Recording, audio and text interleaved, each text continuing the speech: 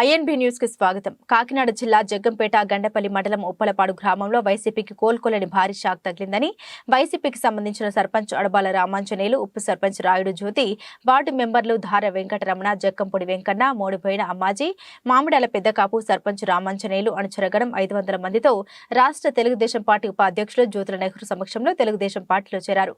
వీరందరికీ నెహ్రూ పార్టీ కండువాలతో స్వాగతం పలికారు. ముందుగా జ్యోతుల నెహ్రూకు భారీ ఊరేగింపుగా నాయకులు, కార్యకర్తలు, అభిమానులు బాణసంచ కాల్పులతో గ్రామ సచివాలయం వరకు మహిళల మంగళహారతులతో ఘనంగా స్వాగతం పలికారు.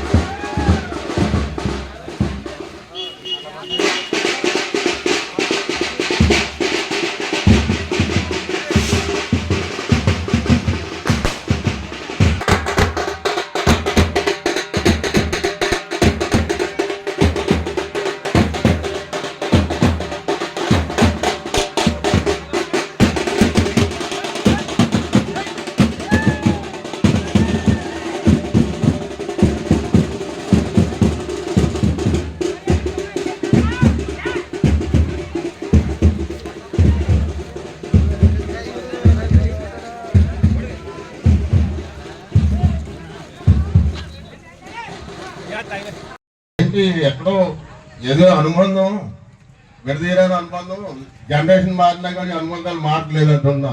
కానీ ఆయన ఆ పార్టీలో ఉన్నాం, మీరు మా పార్టీలోకి వచ్చినా అందరం కలిసి మామూలుగా మనం ఏ విధమైన భేషజాలు లేకుండా భాస్కరరావు మీరు ఏకతాటి మీద జనాలు నడిపించి చాలా తెలియజేసుకుంటున్నాం. బాలసుబ్రహ్మణ్యం గారి గత అనుభవాలు చాలా చక్కగా నెహ్రూ గారి గురించి, కుందరాజు గారి గురించి, ఆంజనేయులు గారి గురించి, భాస్కర్ గురించి, మరి ఆయన యొక్క 40 సంవత్సరాల రాజకీయ చరిత్రలో ఎన్నో అనుభవాలు చెప్పారు. చాలా సంతోషం సార్, థ్యాంక్ యూ. మరి ఆంజనేయులు గారు కొత్త కాదండి తెలుగుదేశం పార్టీకి.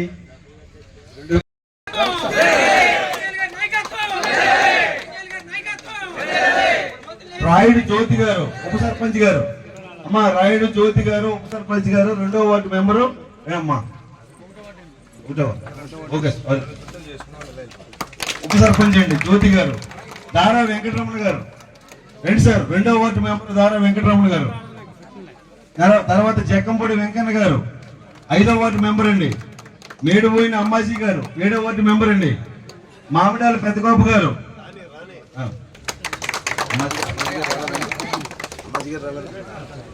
పెద్దగోపు గారు. కక్కల వెంకట వార్డు నంబర్ అండి. ఇక్కడి నుంచి ఉన్న జాయినింగ్ అయ్యి అందరూ కూడా వరుసగా రావాల్సిన రావాలి, పక్కన వచ్చేవాలి.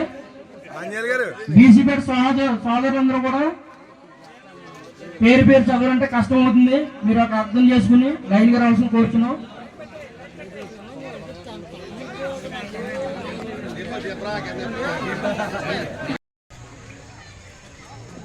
పని కావాలంటే నిర్మమతంగా పని అడిగేవాడు, చేయించుకునేవాడు. ఎవరు వచ్చినా పని చేయడం అన్నది అదొక అలవాటు. మా వాళ్ళు ఇబ్బంది పడేవారు కూడా. ఆయన ఒక సిద్ధాంతంతో ఉండడం, ఆ రకంగా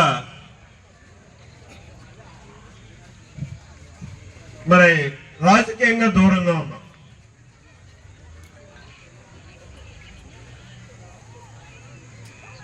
తర్వాత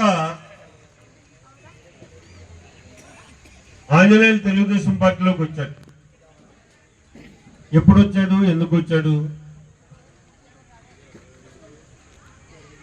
కాంగ్రెస్ పార్టీలో ఉన్నటువంటి నాయకుడు తెలుగుదేశం పార్టీ పార్లమెంటు సభ్యుడిగా ఎన్నిక అభ్యర్థి అయితే అప్పుడు అతనితో పాటు కూడా ఇక్కడికి వచ్చినటువంటి పరిస్థితి.